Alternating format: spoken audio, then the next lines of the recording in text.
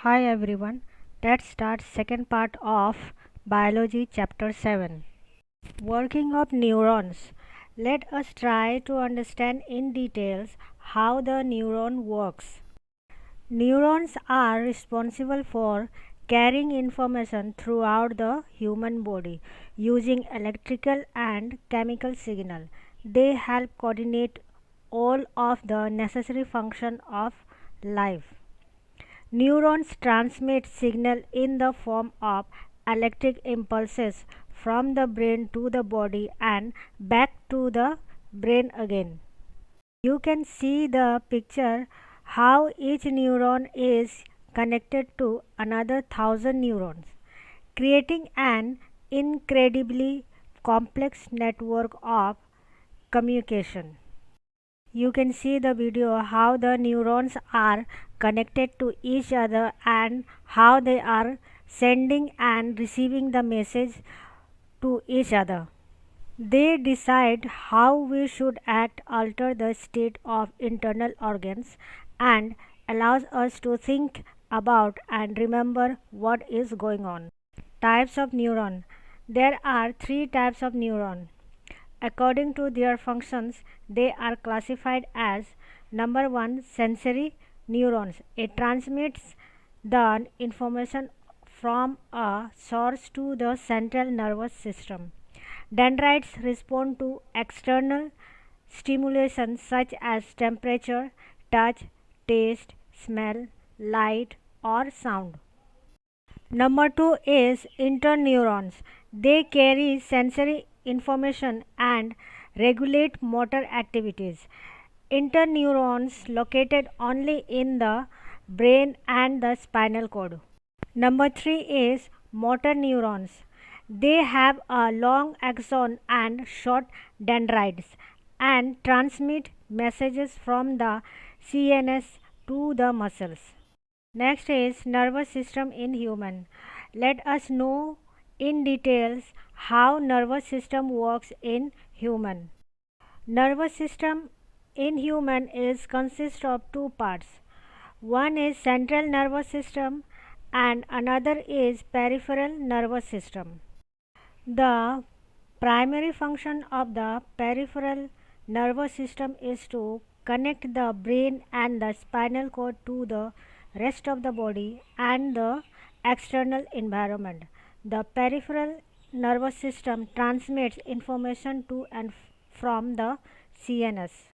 You can see in the chart the peripheral nervous system is divided into two parts. One is somatic nervous system and another is autonomic nervous system.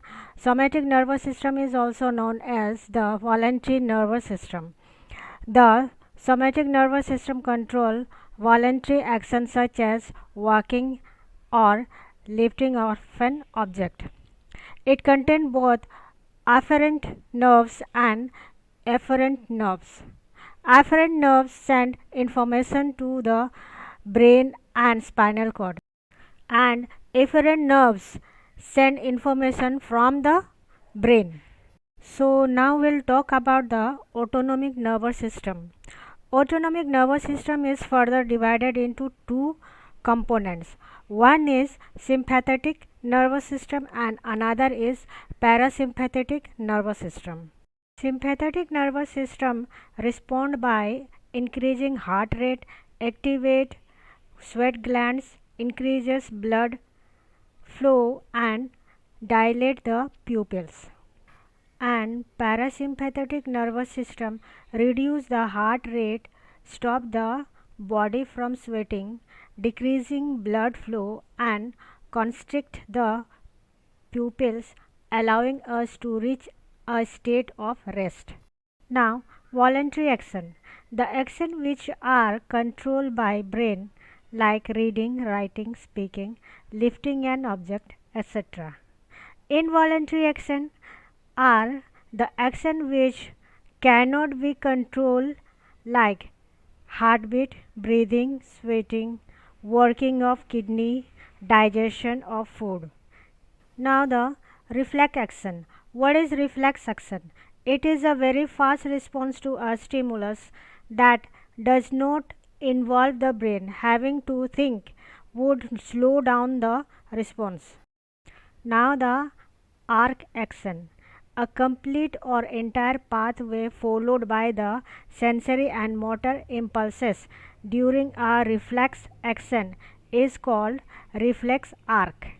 There are two types of reflex actions. One is cerebral reflex and another is spinal reflex. Cerebral reflex is one that is controlled by one of the cranial nerves and tend to take place in the facial or head area. For example, changing of pupil of the eyes when the light is bright. Next one is spinal reflex. Spinal reflex is that involves only the spinal nerves and spinal cord, not the brain. For example, touching of a hot objects. When we touch, we immediately remove our hand. Let's talk about the central nervous system. It consists of brain and spinal cord. The brain lies within the skull and is shaped like a mushroom. The brain consists of four principal parts. Number A, the brain stem. Number B is the cerebrum. Number C is the cerebellum. Number D is the diencephalon. First, we'll talk about the cerebrum. It forms the bulk of the brain and is supported on the brain stem. The cerebrum is divided into two hemispheres. Further, the hemispheres are divided into four lobes. And the four lobes are frontal lobes. Second is temporal lobes. Third is parietal lobes. And fourth is occipital lobes. Next, we'll talk about the brainstem. It is also known as the medulla. It is located between the pons and the spinal cord and is only about 1 inch long. Next is cerebellum. It is located behind and below the cerebrum. It is also called the little brain. It contains anywhere from 50% to 80% of the total number of neurons in the brain. This is one of the major responsibilities of the brain. It is to fine-tune and coordinate voluntary movements. It maintains balance, muscles, tone, and posture.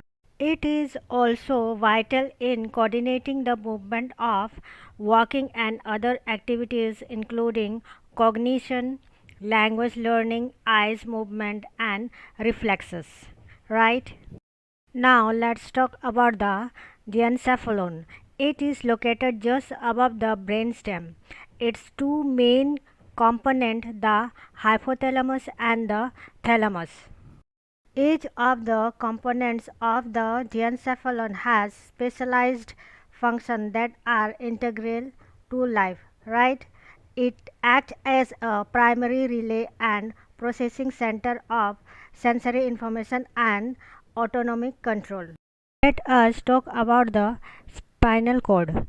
It is a long tube-like structure that extends from the brain. The spinal cord is composed of a series of 31 segments. It is about 43 cm long in adult women and 45 cm long in adult men. It lies within the vertebral column. Both motor and sensory nerves are located in the spinal cord. Correct? Yeah. And the function is it carries message between brain and nerves. It's control spinal reflexes. I hope you have understood part 2 chapter 7, and in the next video we'll talk about the glands and many more. And thank you for watching video. Till then, bye bye.